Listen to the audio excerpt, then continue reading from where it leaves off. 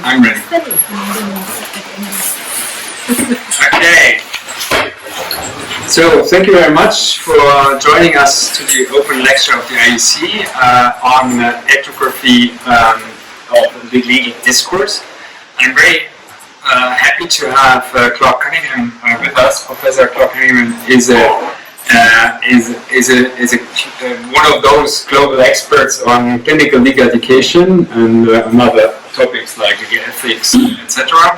And has been one of the founders of the Global Alliance for Justice Education, one of the institutions where also the IUC and I have been very much involved in the last years, and has been also one of the institutions that actually brought us a lot of inspiration for our clinical program here at the IUC. So I'm very happy that you're able to join us here, and I give you the floor. Thank you so much for talking us through the subject. Thank you. This is a bit of a follow-up to the very enjoyable 3-hour class I had this morning. And in some ways it provides the background story of why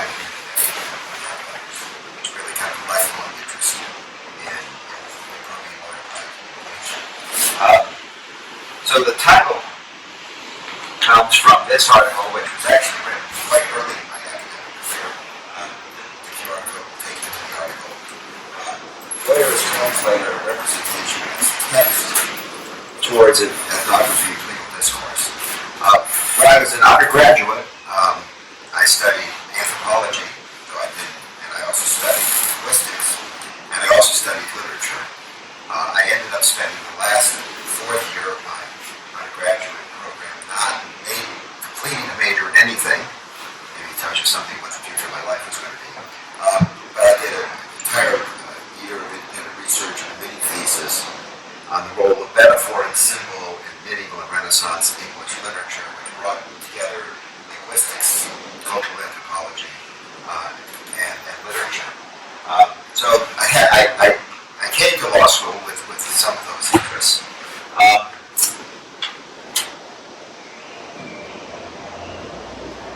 And while I was doing my senior thesis, I spent a lot of time reading about the theory of metaphor and symbol, and particularly the German philosopher Ernst Cassirer, so with apologies to very much simplifying what I remember from him. Talked about mental activity being divided into, this is not very complicated, three kinds of activity: sensation, which might be, for example, input from our optical nerves; experience, which is visual perception, which is more than just the nerve impulses; and then knowledge, which could be a concept. So here's a kind of a crude example. So that kind of looks like a mess, I think. It's a whole bunch of lines back in the script, right? So think of that as a little bit of just unprocessed visual input that needs to be turned into some kind of experience.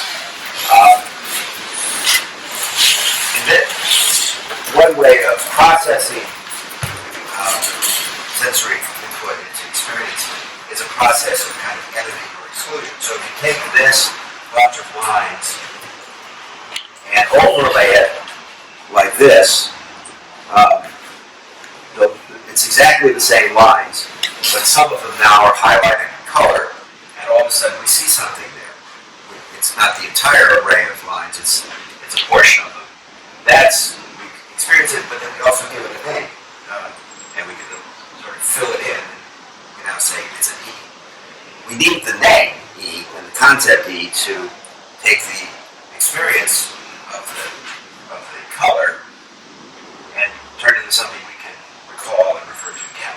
But that's not the only way to experience this group of lines. So, for example, I could put a different transparency over it, a different color, and all of a sudden, the first letter has disappeared, and I now see, well, what do people see?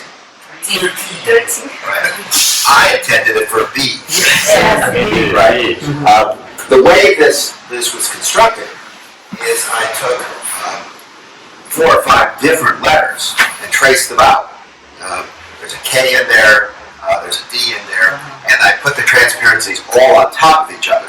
So it looks like a jumble is actually a combination of many different letters. But I actually didn't intend to create the number 13, but they're all the same, isn't it? Okay. So it's a bit of a way of thinking about how the application of knowledge and concept affects the way we experience things. So the same thing can be experienced differently depending on how we process it, etc. So Caceres, what naming does is it reduces the particularity of experience to reveal inherent factors of form and relation, like those letters, and then formalizes and stabilizes them with a name. So we say, oh, there was an E there. One name might be B, another name is 13. We're looking at exactly the same thing through different names.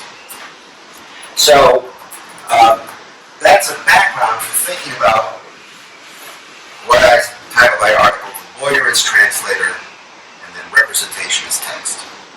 So part of what I do is I take the metaphor of translation as a way of thinking about what it is that lawyers do. And certainly I think what lawyers do is they hear what their client says. And then they change what the client says into a form that's capable of being heard by a court, a judge, an opposing party. It is a translation process. Even though it may appear to be the same language, it's different.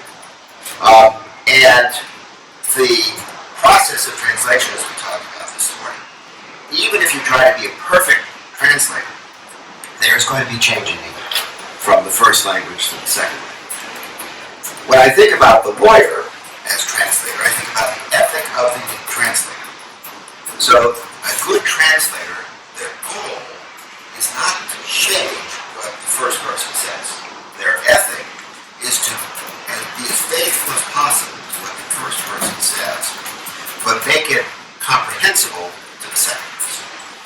If we think about that ethic as lawyers, then our ethic to our client is to be faithful to what the client has said to us, and at the same time make what they have said to us comprehensible to legal decision makers or other people in the legal system. And in that process, there's often a reduction. There are things the client says to us that we leave out of the story we tell to the court. But there are also things that we put into the story to the court that the lawyer or the client has never said to us. The rest of today is applying this metaphor and the next one to just one case I handled early in my career as a clinical law professor at the University of Michigan, where I will take you through and recreate my own experience of looking and revisiting that case over and over again, looking back at it, naming it in different ways, understanding it in different ways. And I want to pretend I do that by looking at texts. So representation as text connects to the idea of ethnography. So geography is the writing of a place, a geo. Ethnography is the writing of a nation. So an ethnography would be a description of the people in a particular place. The methods of ethnography, which is a branch of, or a methodology of anthropology, kind of started with descriptive linguistics. So let's suppose I saw Branislav Malinowski over there on continental studies. So, you're a European, you go to the Pacific, and it's a language that you don't know. How do you learn the language? You have to interact with the people who are speaking that language. And, of course, you compare the things, trees, fruit, sand. So you can try to make connections between what you hear from them and the concepts you already have in your mind. But, of course, there are going to be things in that Polynesian language that don't have any comparison in German or whatever your language is. And you also have to figure out how a language works. Because this is a multilingual group, you know that grammar, for example, works very differently. That in English, windows don't have gender. But you can't speak Spanish properly if you don't understand that inanimate objects have gender. The syntax is different. So if you're encountering a brand new language, the thing is, as native speakers, we can't describe our own grammar. We can speak competently, but we couldn't tell you what the rules are for various forms of tense or something. We just understand how to do it. What the descriptive linguist does is interact with people of that ethnos and figure out or come up with theories for why the language works the way it does, and then test those theories against this native speaker. In the process of which the native speaker learns things about his or her own language they did not know. Because the process of trying to help someone else understand their language teaches them something about the way their own language works. That gets carried over to cultural anthropology. When the anthropologist goes to a culture which is new and strange to that person and tries to understand what they are seeing in that setting. And they came up with the idea of ethnography is to look at cultural practice the way you would look at linguistic text. Describe in detail, assume that they have an inherent meaning to the people who practice those who engage in those practices, and then try to understand who they are. So in the book, in my article, I refer to a classic article by the anthropologist about cockfighting, and I think Java, somewhere in there, which is a very important practice there. And he describes in great detail how cockfighting takes place, what the rules are, the gambling, the birds, everything. Because he says this is important to the Japanese. I don't know why it's important, but it clearly is important to them. So I first will describe as accurately as I can, like the descriptive language, what's going on in a cockfight. And then I try to figure out what are the Japanese saying to themselves when they engage in this practice. Moving from ethnography is something called ethnomethodology, which treats your own culture as if it was strange. And so that's where I end up with this. Ethnomethodologists look at, for example, go to court in their own country, watch what happens in the court, record it, create text, and assume that they don't necessarily know what's going on at first, and try to figure out what patterns are there. And we'll discover things about what's going on in the courtroom that even as practicing lawyers they weren't aware of until they used the methods of anthropology to study it in detail as if it was strange. Well, that's what I've done here, is I've taken my own case, my own experience, and tried to treat it as if it's something challenging to understand or interpret. And I'll take you through that process. So here's the first text. So our client was arrested and charged with a misdemeanor, which was a minor crime in the United States. So as I go through this, as in the article, I'm giving you original documents as much as possible, or actual transcripts of recordings. So you are seeing the same texts I saw. You're not having to see them through me. I'm presenting them directly to you. Okay. And so the charge was that our client, John Johnson, the charge was disturbing the peace, and specifically did make or excite a disturbance in a business place. Okay. Now that's clearly law talk, right? Attached, we received the complaint, and then we also got the police report, which described our client as a disorderly person. And here's the police report I'm going to show you. It's 2 pages long. And then I'm going to carve it up a little bit, okay? So disorderly person, venue where habit, date, time, vehicle involved. Undersigned while on patrol were eastbound on Washington Avenue approaching Hewitt Road. Said intersection was controlled by a traffic signal. Traffic signal was observed flashing yellow for eastbound and westbound Washington Avenue traffic. Signals further observed flashing red for traffic northbound and southbound on Hewitt Road. Vehicle listed above was observed to be traveling northbound on Hewitt Road and an estimated speed of 35 miles per hour in that speed. Vehicle did not stop or slow for the flashing red signal. But this is disturbing the peace case. Vehicle was then pursued by U.S., which is undersigned, and a subsequent traffic stop ensued. That phrase, traffic stop, became important. Undersigned observed driver of vehicle to look over a patrol unit, now about to make a northbound movement behind the target vehicle. Upon making contact with the driver, undersigned was met with irate action, with the driver stating that this wasn't necessary. Undersigned advised the driver that running red light was a necessary stop. Trooper King, making contact with the driver, requesting the subject to produce his Michigan driver's license, registration, proof of insurance for a motor vehicle. This is what I was teaching at the University of Michigan. Driver's attention was then directed away from undersigned and to Trooper Moss, who was utilizing his handheld flashlight to look into the driver's side of the vehicle. Driver was observed to make statements directed toward Trooper Moss, indicating, in fact, what he was really looking in my car. Further, driver stated, undersigned had no right looking inside his vehicle and that he knew the law well enough to know that, this is interesting, the police person puts we and has and puts quote, we need a search warrant to look into his vehicle. Trooper King at this time again asked driver to produce his license, at which time the driver again asked what he was doing.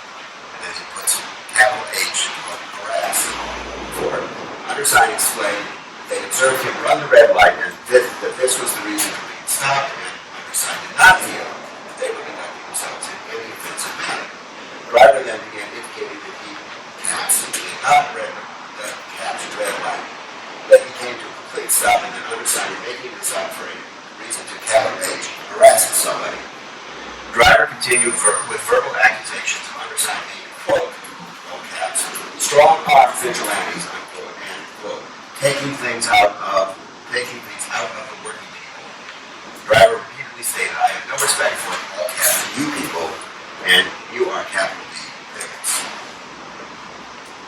When driver was asked questions pertaining to and surrounding the events leading up to the incident, and would make strong, detailed remarks indicating that all caps, the police can't get away with these kinds of things.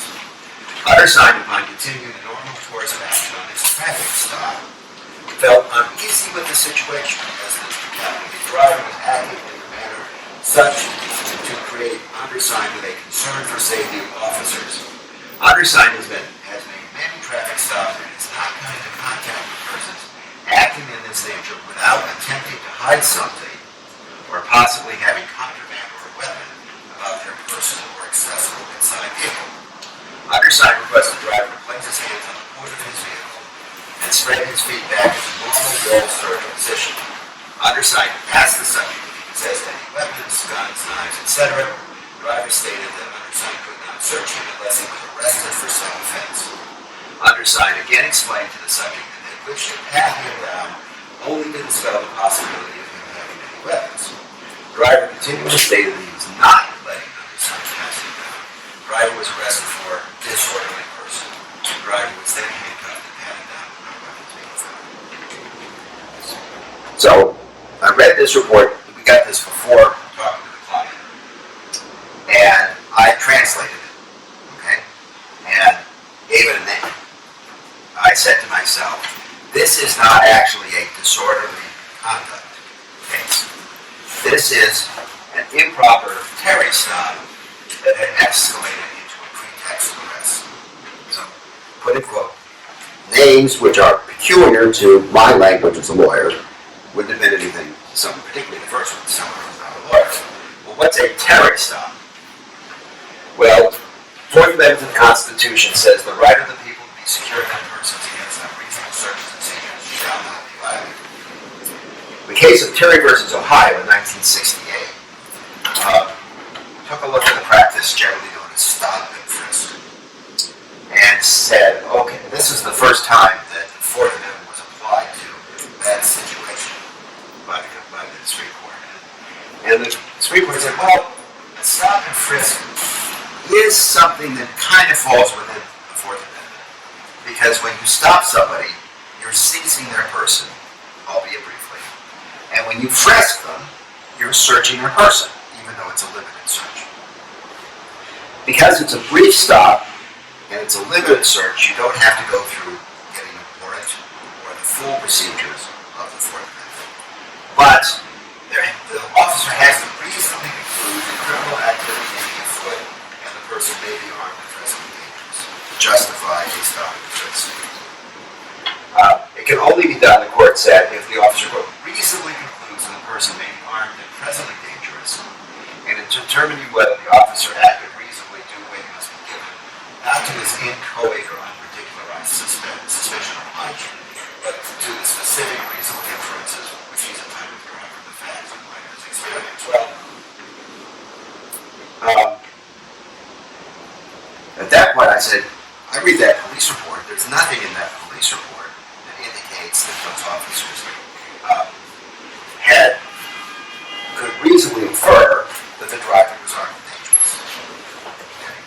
So on the Terry case, it was a Terry stop, but didn't meet the justification, so it was a failure.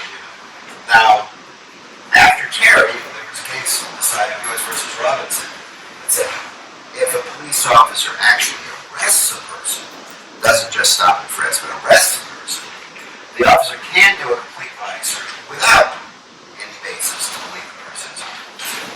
When Robinson came down, shortly before I think I was done in college, people said, this creates a real risk that the police will arrest somebody on pretext for a minor crime in order to be able to search the person, even though they don't have reasonable suspicion that they're armed and dangerous.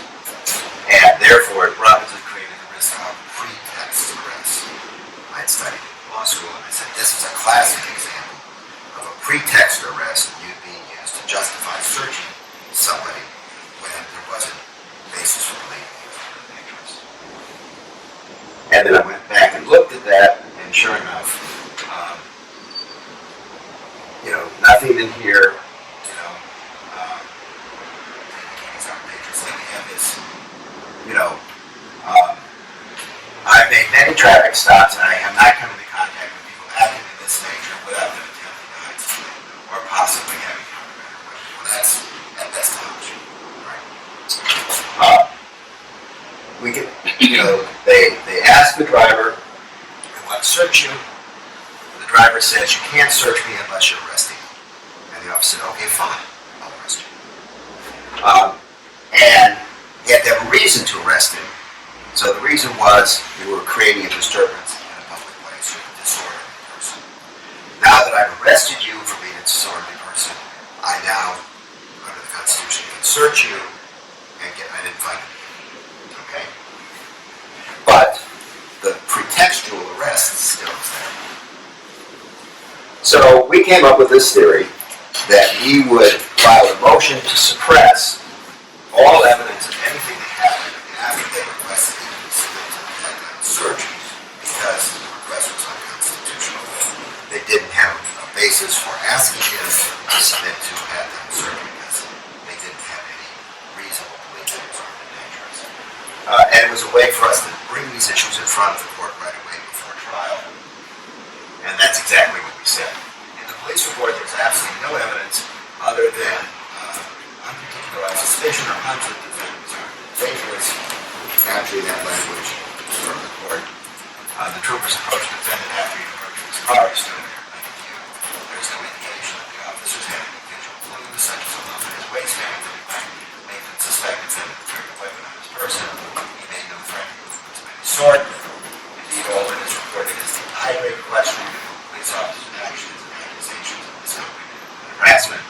Taking the report at face value, we're asked to believe that the officer could reasonably conclude that the defendant was attempting to hide something or possibly having a weapon around his person simply because he made what some people would think were rude statements to the police.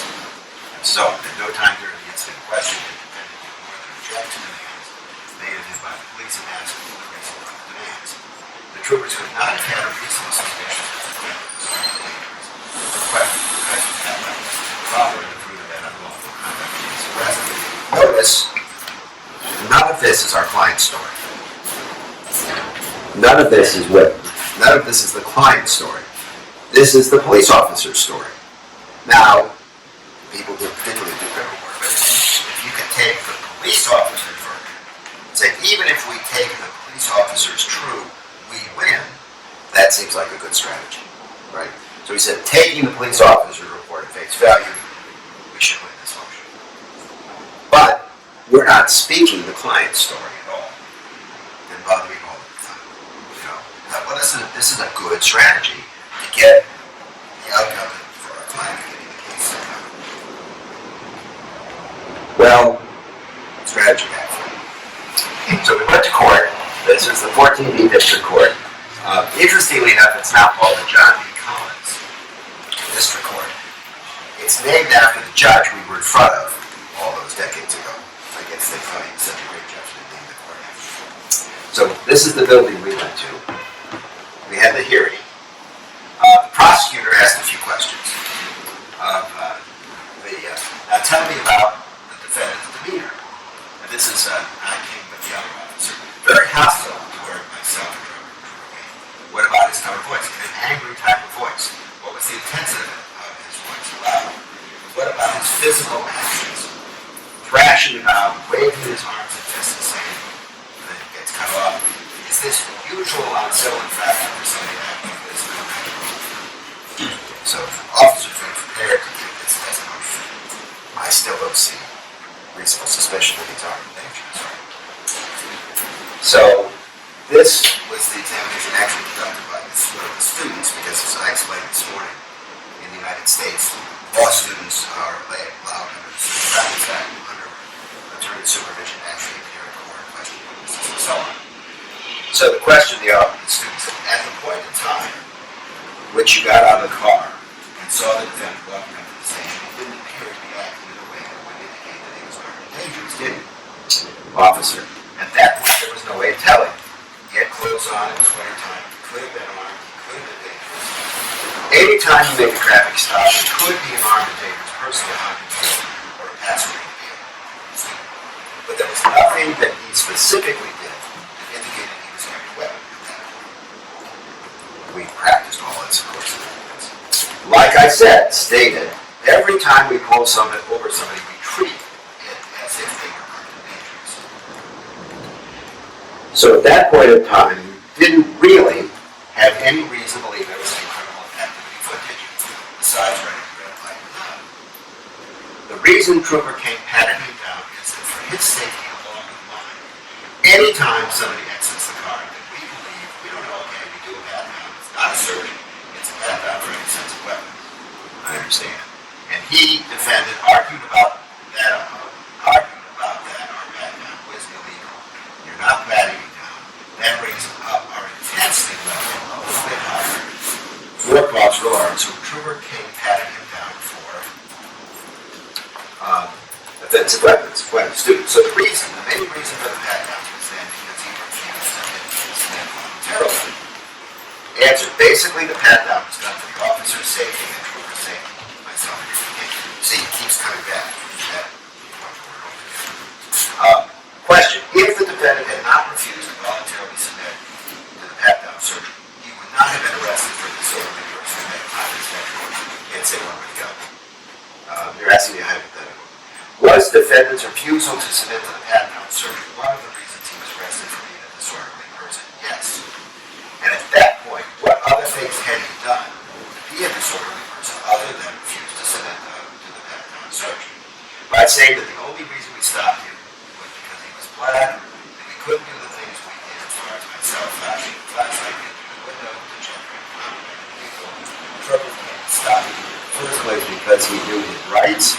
He was hollering at myself and trouble for things he knew we were doing illegal. All that led up to acting disorderly. So I'm sitting there thinking, perfect work, student attorney. Perfect record, you know.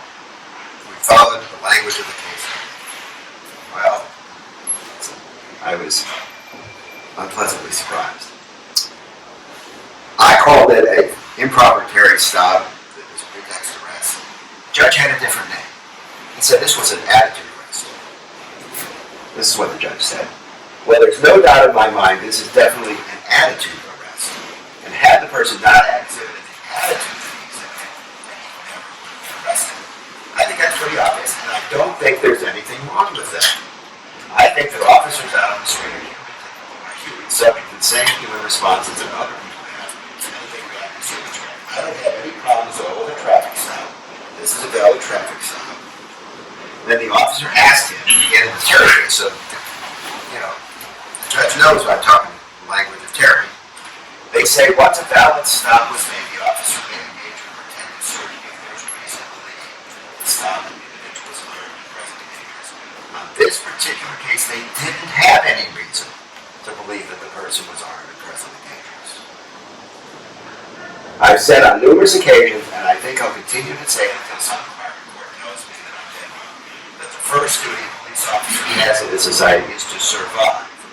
And I don't think that I'm ever going to find a job that a police officer acting unreasonably when he stops an individual for a valid stop because of the way it got down to go protect his own property. Just as, I don't care what the Supreme Court said, I'm not going to follow that.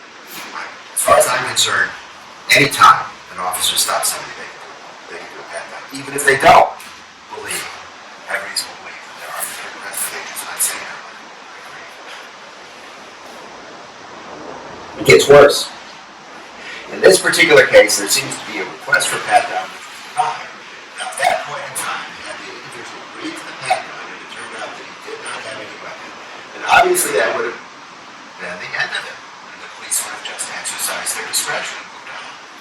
On this particular case, the individual says, no, I'm not going to let you pat me down. At that point in time, I think the officers exercised their discretion and said, look, we didn't have to arrest this guy for disorderly conduct, for running his mouth in the manner that he did. But if he's going to act like this, then we're going to exercise that discretion and arrest him. Once they put him under arrest, they have a right to do a pat-down search, which they did. I think it's definitely been continued, no question about it.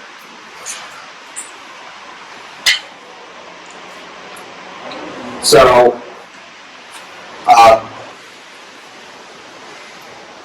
because I was in an academic setting, I was actually presenting an earlier article, sitting here somewhere, called The Tale of Two Clients Thinking About Law's Language. I was always thinking about that. But when I got to the conference was at the Michigan Law School, I found myself talking about this case more than the draft article. And several of the participants were very well-known people like Eric. What are you talking about?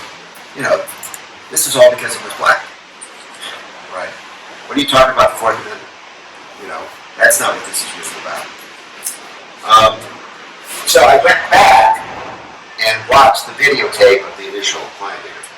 Now, the way we did things there was that students worked in teams.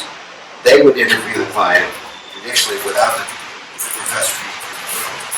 We would videotape it both so that I would be able to see what happened, but also for teaching purposes. It was a question of whether the pros and cons of that were. But then I had a verbatim record, a videotape of what the client told us. So I went back and looked at it. Now, for the first time, I paid attention to the client's story. I haven't been doing that up till now. So this is what the client, John Johnson, told us happened. He, the officer, whipped around and pulled in on the fuel. In other words, he pulled in as if he was blocking my car, and I didn't do anything about it, as far as I was concerned. And this guy says, hey, yo. And that kind of ticks me off. I saw a police officer getting out, putting on black gloves, and he said, hey, you. Yo, you. And I said, you're not talking to me, are you? Yeah, I'm talking to you. And I asked him what he stopped me for. Well, he walked to me. The student interrupts. By the way, thinking about this morning, this was not probably a great interruption. How far from the car were you when he called you? 4 meters from the car. He pulled in front of the car, blocking it after I got up. And he was the first one out of the car because he really didn't realize that there were, until he said that they were there, until he said, hey, yo. By that time, he was right in front of my car, and I was walking away. And I said, you're not talking to me, are you? And he said, yeah, you, yo. And he was putting on gloves, the old black gloves, a macho kind of thing. The student interrupts, were they white? Yeah, both of them. And yes, and I said, is there a problem here? He said, yeah, come here. And as he was talking, the other officer had a flashlight and was looking in my car. So that one guy was talking to you, the other guy was flashing a light into your car. Were windows in your car rolled up? Everything was rolled up. I told him, you don't have permission to look at my car, nor can you look without my consent. I wasn't sure. But that's what I told him. I'm not sure that's the law. But if you want to look, that's okay. I have nothing to hide. I said, what did I do wrong? He said, what's your name? I said, what did I do wrong? He said, what's your name? So they said, do you have your license? Well, I don't have a license on me. It's in the car. So I went inside the car and I said, I want to know why you stopped me.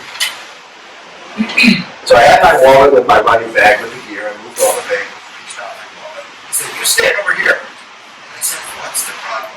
He said, you stand over here. He said, are you going to be a tough guy? I said, I want to know why you stopped me. You just can't arbitrarily stop me for no reason. So then the guy takes out his cuffs. I asked him, what are you doing? He said, you arresting me? But he didn't say a thing. No. I told him, now unless I'm mistaken, and unless I'm misinterpreting the Supreme Court opinion, if you are putting cuffs on me and you are detaining me, I am serving an arrest. And if you are arresting me, then read me my rights, and I want to know why you are arresting me. He put the cuffs on me, told me to turn around, and I said, I want to know why you are arresting me. He started turning me around and pushed my head forward. Part of the conversation when my face was on the hood was essentially that I did not appreciate him addressing me. Stupid, what type of language did he use? And the type of language he used. He didn't use profanity, he was just, and I couldn't figure out what's there. I told him I was a taxpayer. If this was a suburbanite, you wouldn't approach him with, hey, yo, my wife and I worked hard to go to school to be respectable, but I don't appreciate you treating me like I was a 16-year-old kid, which obviously I am not. He claims that I treat everybody like that. Well, I don't think you do personally. And that was really the end of the story. Client's story. Of course, a very different story than reading the police report. You can tell I'm a great artist. So here's a little sketch of the scene. So gas station at the top, the two cars, pumps, got the hat on this trooper king, and then the person without the hat is the client. So that's there. So back to Fred. I realized when we filed the motion to suppress and made the argument this is a failed Terry stop and a pretext arrest, I put this frame on the picture. And the only person in the frame was John Johnson, the client. Everything at the hearing is how he behaved. Everything was the officer saying, he said this, he did that, he yelled, he waved his hands, he was disorderly. That's the only thing that was on stage. Nothing about what the officers did. Well, if it was an attitude arrest, attitude is essentially an attitude in relation to something, right? Well, his attitude was in relation to Trooper King. So I had to open up the frame. And then, I looked again at what happened, and I saw all the things that the trooper was doing, right? Blocked the car, saying, hey, yo, which is a kind of a white police officer using what he thinks of as black vernacular, putting on black gloves, and then never answering a question. That's the thing that really jumped out at me. As our client tells the story, he just kept asking what seemed to exactly appropriate question. Why are you stopping? What are you doing? And never getting an answer, he was just getting orders. So, came up with another key term. Instead of Terry stop, instead of pretext arrest, instead of attitude arrest or attitude ticket, the word respectable seemed very important in our client's story, right? My wife and I worked hard to go to school to be respectable. And I started thinking about, is this the idea of relief, which in the American legal system is what you, when you go to court, you're asking for something to happen, relief, award of money, an order or something like that. It's what litigants seek by filing a court case. All right? After that, after that hearing, we found out from our client, who we did not know, that before he was represented by anybody, prosecutor offered to dismiss the case if he just paid court bills. And our client, Johnson, refused. So what did our client want? Right? We've been assuming we wanted to win the case, right? But he could have gotten the case dismissed just by paying, I don't know, $50, $100 court costs. So what did he want? He wanted dignity. He wanted respect. He said, I would like to have my, and I asked him, I would like to have my reputation restored in my dignity. My car was towed. I was held at the police station for hours. I was late for work the next day. People knew he got into some kind of problem. This is so, after looking at the videotape, I think I either talked to him on the phone or he came in the office. So I asked him, what would you like? This is what he told me. So I said, is there any way we could do that for him in the context of defending a misdemeanor disorderly conduct case? And I came up with an idea. When I presented this any number of times, including to professional groups of lawyers. And when I described this strategy to criminal defense lawyers, sometimes the prosecutors say, that is the craziest idea I've ever heard. I can't believe they let you teach. But the idea I came up with, and then I mentioned this morning, honor. It's my honor, my name, I feel violated, they tarnish my name. So we came up with the idea for the day of trial, when Trooper King is going to be examined on the witness stand, that Mr. Johnson would do the examination instead of us. Why? Cross-examination of the trooper as the relief he wanted, a restoration of respect. We would translate the gas station encounter into what the jury sees in the court. Once again, you would have the trooper and our client, the defendant, face to face in talking to each other. Okay? But, unlike the gas station, if Mr. Johnson asked the trooper a question, he would have to answer the question. Why did you stop me? Why didn't you answer my question? And one of two things would happen. Either the police officer would have to treat Mr. Johnson with respect and answer his questions, which we thought would come close to giving him. Or if he refuses to, he would reenact in front of the jury the same kind of person he was in the gas station that day. So we thought it would be a way to restore my name as a respectable person who deserves respect. So by thinking about the client's story, trying to translate it to the court, thinking about what he wanted to try to translate it into what the court could do, we came up with this idea. Didn't work. We got to court, and the prosecutor gets up and says, Your Honor, in this case, I've had an opportunity to talk to the police officers about this case. I've reviewed it myself. I've made the decision, and the record should reflect it's solely my decision that the people do not wish to proceed. We're moving to dismiss. It's a 90-day, $100 misdemeanor. Under the facts of the case, even if the defendant were guilty, a nominal fine would probably be the appropriate sentence. I don't see a great use of the taxpayers in the state of Michigan to spend literally thousands of dollars with police officers' time, overtime, witness fees, hard time, to proceed in this particular case. Again, it's fully my decision. Due to the nature of the case, also due to the nature of other cases I have prepared by the court, I'd like to state that the police were ready to proceed. They do not agree with my decision. That the witnesses were here this morning, and this is over their objection to Michigan State Police. I cannot justify the trial on the cost of the taxpayers of the state of Michigan. And this is what Judge Collins said. Well, I said on the record from the very beginning that there was no question in my mind that it was an attitude. And I'm not saying that's even improper. The police officers do have a good deal of discretion. We see it every day. Sometimes they exercise it in a manner that we think is commendable. Other times we think maybe they shouldn't have exercised it that way, but nevertheless, they do have discretion. We give a man a badge and a gun and a bunch of training, put him out on the street. We have to assume that they have some discretion to give him some discretion to operate. I think this was an attitude ticket. We see a lot of attitude tickets, no question about it. If the person behaved in a different manner, the ticket never would have happened, and I don't find fault with the prosecutor for bringing it. I don't find fault with the prosecutor in dismissing it. Well, we set aside the whole warning for trial, which didn't happen. So I think, debrief with our client. The case continues to be full of surprises. This is what our client said to us. Patronizing. He starts patronizing. Patronizing is what he says about the judge.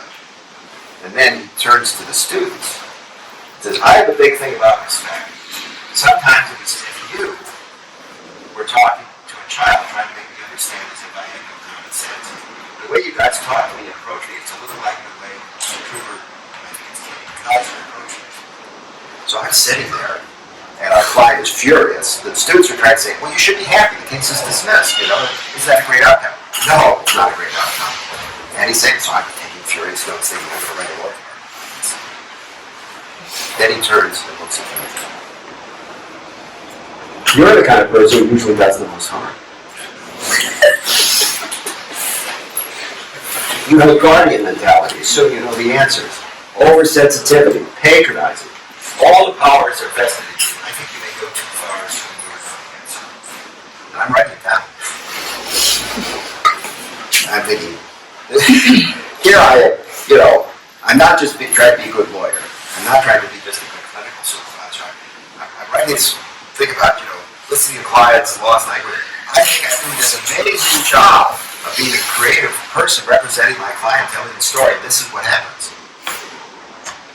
What went wrong? So, I guess I was originally I think maybe it was going to be the third. This was called The Tale of Two Clients. I think it was originally going to be A Tale of Three Clients. I said, I am not ready to write about this case. So, like 2 years later, this was all about this case. And so I presented it. I presented it to my students to talk about it, just like we're doing today. I presented it at various conferences just to help me think through and process what happened. Because at this point, this really wasn't ethnography. This was very strange to me. And what I had the benefit of is actual text, actual words spoken, actual documents.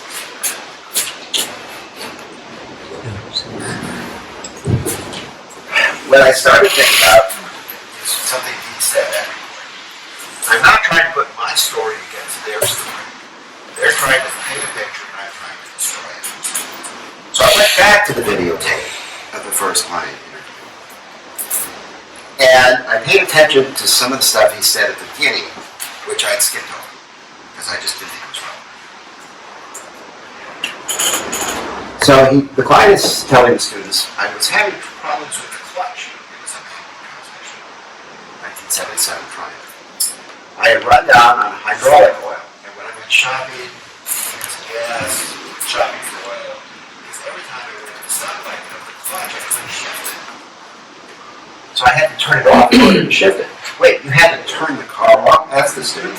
Yeah, you see, I was having a problem with the clutch. Right. I love the students.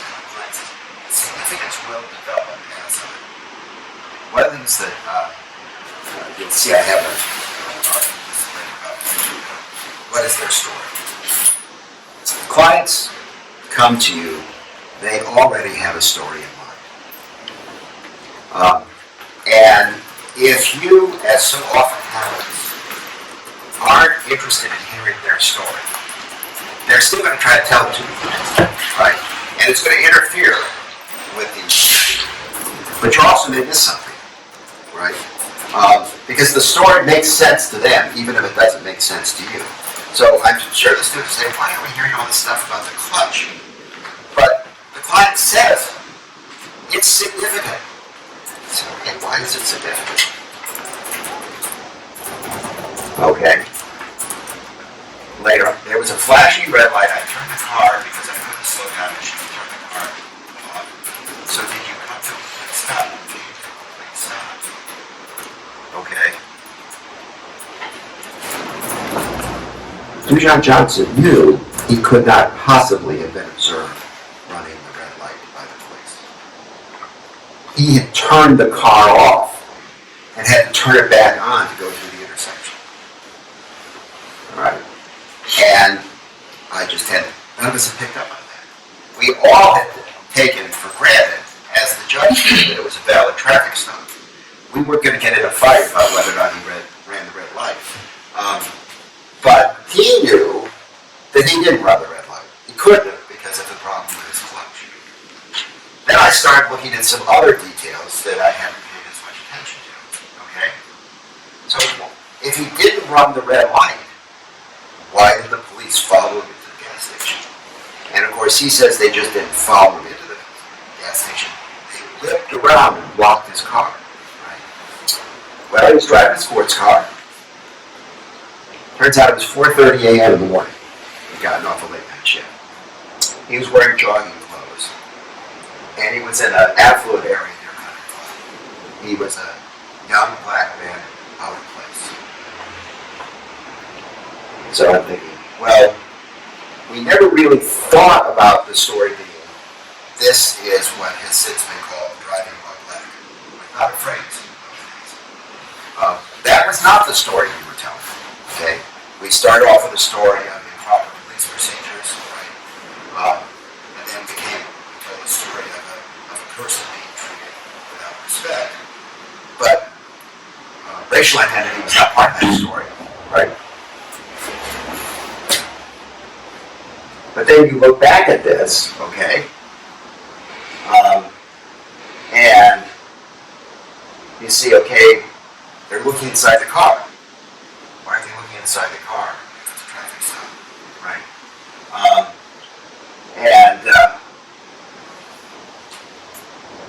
The report has him saying he didn't run the red light. We just went right past that, right? We didn't pay any attention to that. That he made a complete stop and they were making this up for reason for activity. So that part of the police report we didn't translate because it wasn't a bad Terry stop and pretext arrest, right?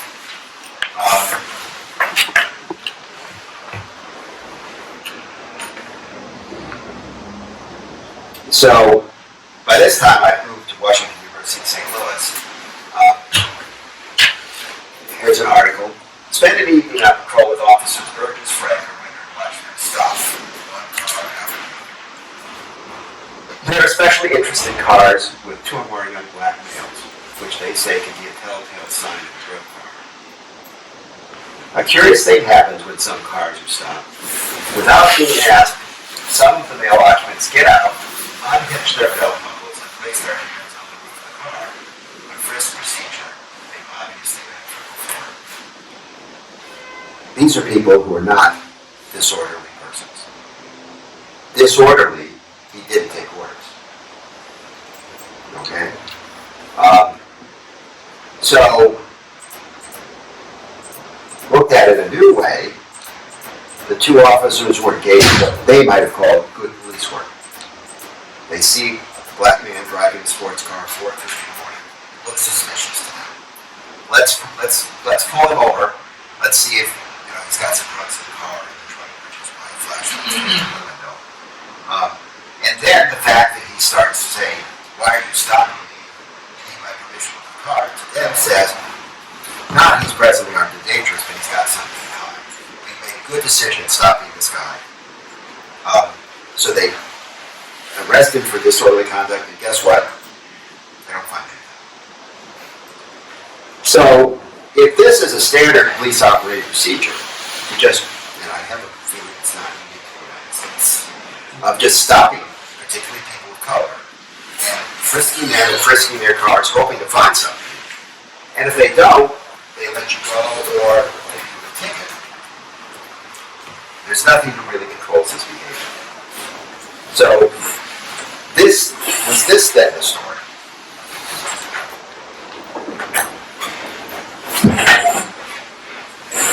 So, a lot of people said, okay, yeah, that's it. Why didn't you make this the client story? And I said in conference as well, he never said that to us. He never told us he thought that he was stopped because he was black. He never told us that he thought it was discrimination. He's reportedly saying that in the police report, but that was not the story he told us to translate, right? So what were we supposed to do? And I got up to this point in the article and said, unfortunately I don't have a client to talk to. And then, out of the blue, when this was all over, I had told Mr. Johnson that I was writing about this with his, would I have his permission to write about it to write that kind of this. So I sent him, he wrote to me a couple of years later and said, Professor Head, did you ever write that article? I said, I'm working on it right now. Could I send it? Could you comment on it? He said he went.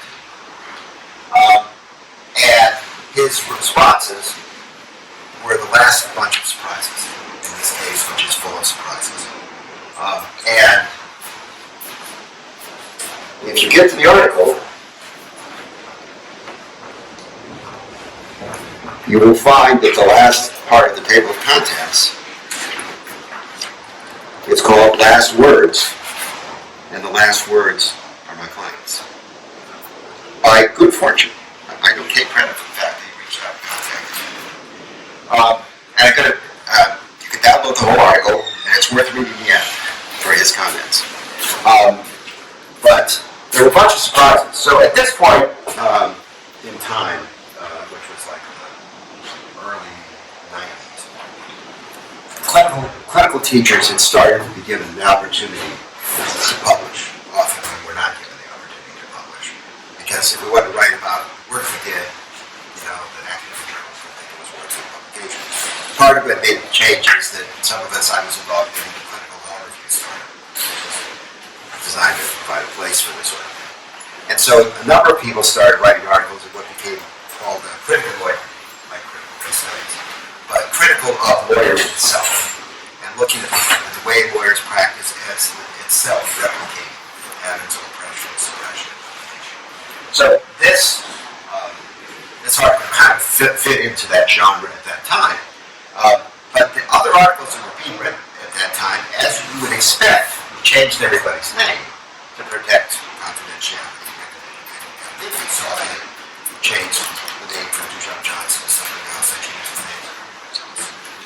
Well, the first thing his comment said was, if my name is not used, I would be a non-person again. I want to be identified.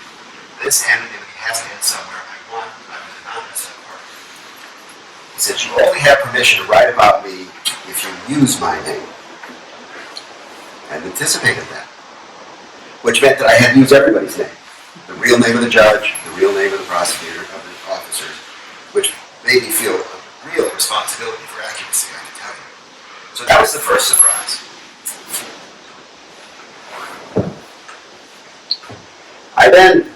This is long enough, I'll read the whole thing to you. This is correspondence, man. Have I done a fair job presenting what you said to us after the case was dismissed? Have I left out important things that I said? Are there thoughts and feelings you remember from that meeting that you did not express that you would like me to know now about? He writes back, more or less. What I said or meant to imply that as white, educated men, or as two law students, the three of you would never have to worry about finding employment or about providing for your families. This society is geared toward and protected by white men. No matter what the outcome of my case, nobody's life would be changed. That is our lives. In fact, in a matter of time, there's only for that fight between themselves. I dealt with a situation that probably led me to lose my job. Suspicion of what's expected to be my risk.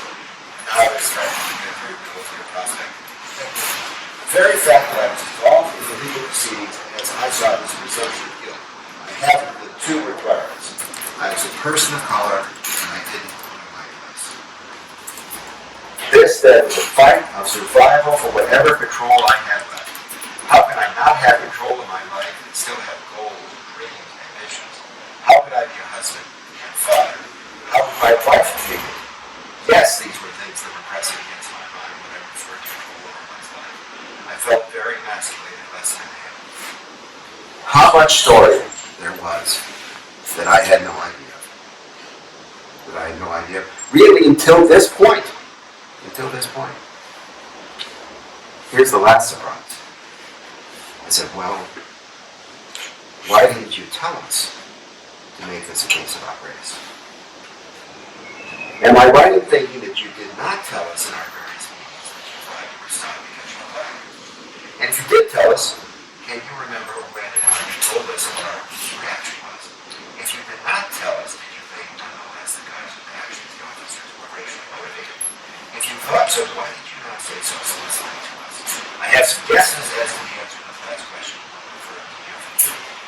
early part of the article, I kind of assumed that he felt like maybe we wouldn't credit him, that we wouldn't take, we'd say, well, you can't prove there was racial motivation. Therefore, he didn't want to try to, he assumed that we would, not that maybe we wouldn't believe it, but we would not treat it as a illustration.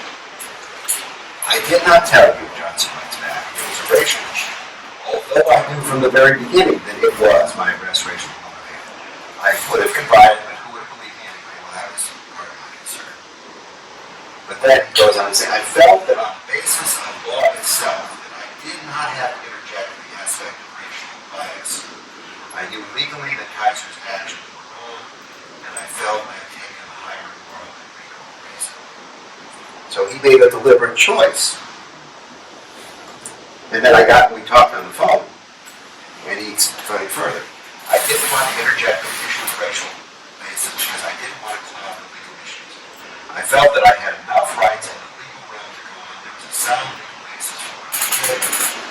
That which has not been said, hasn't been said, that would indicate I didn't want you to say it. So, you now have made this journey.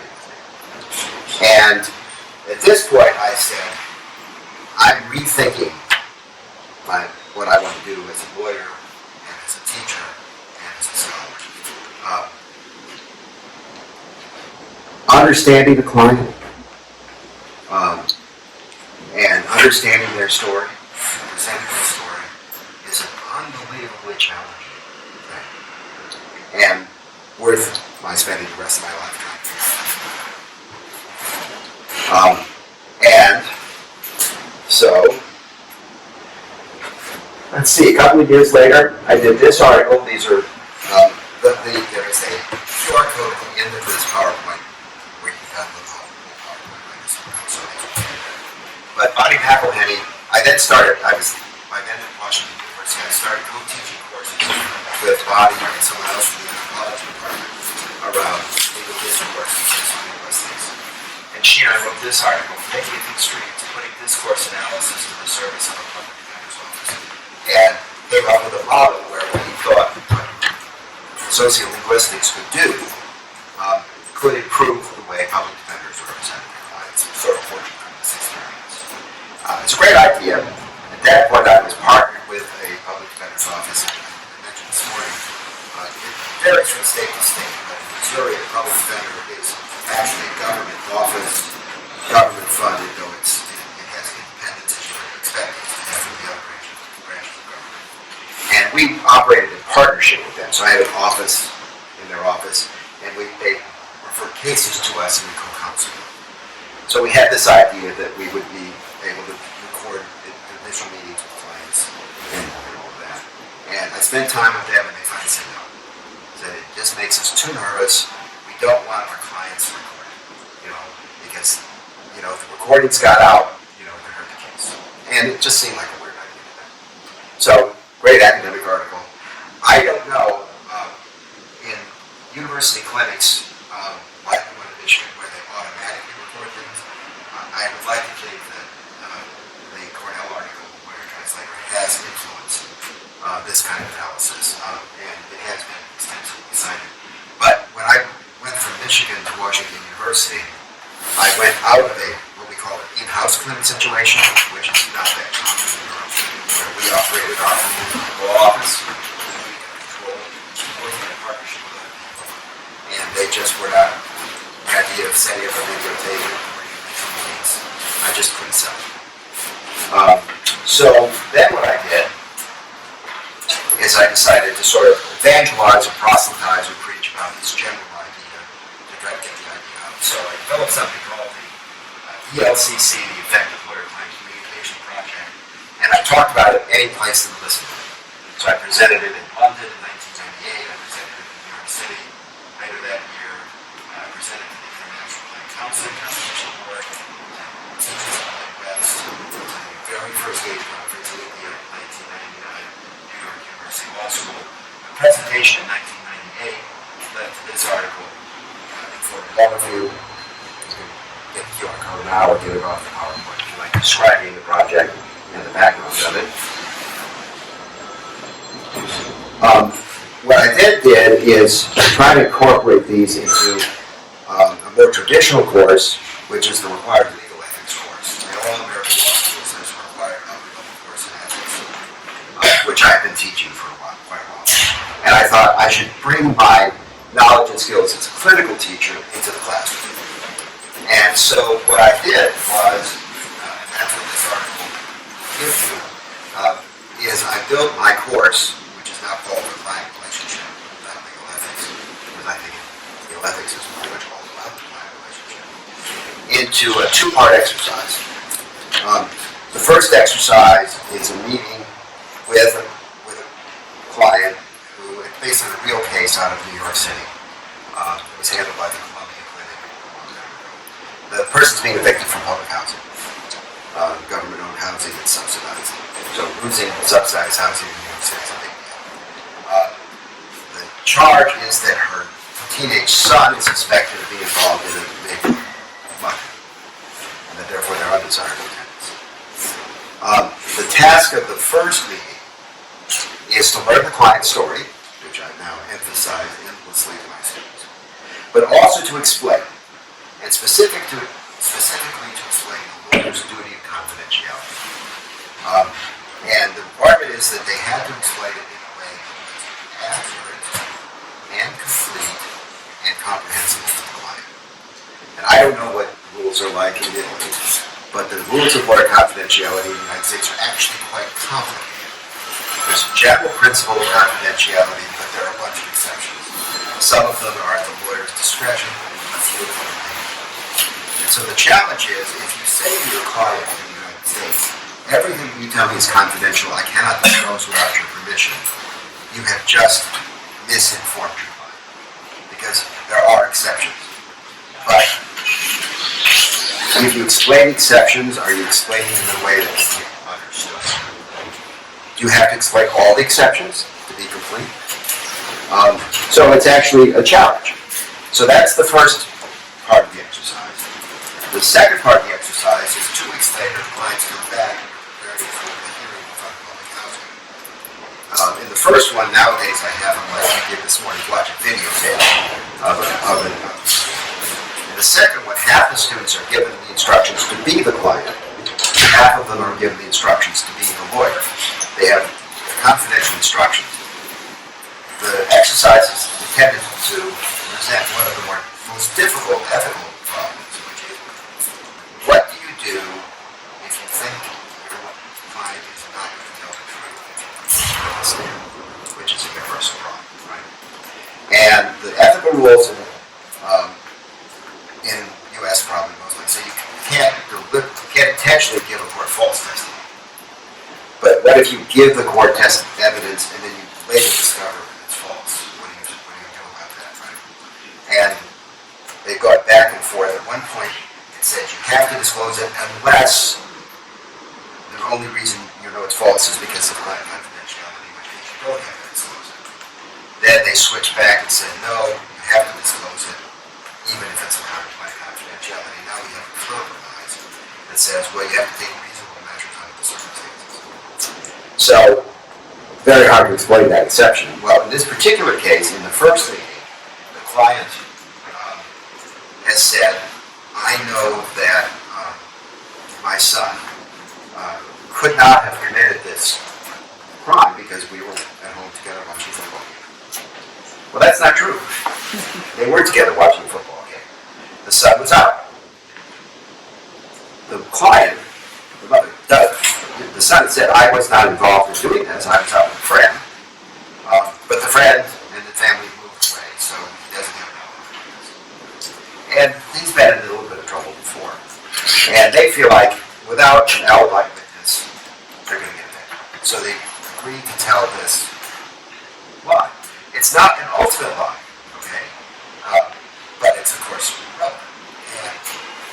And I'll tell you, I've been a lawyer for a long time, and I tell my students,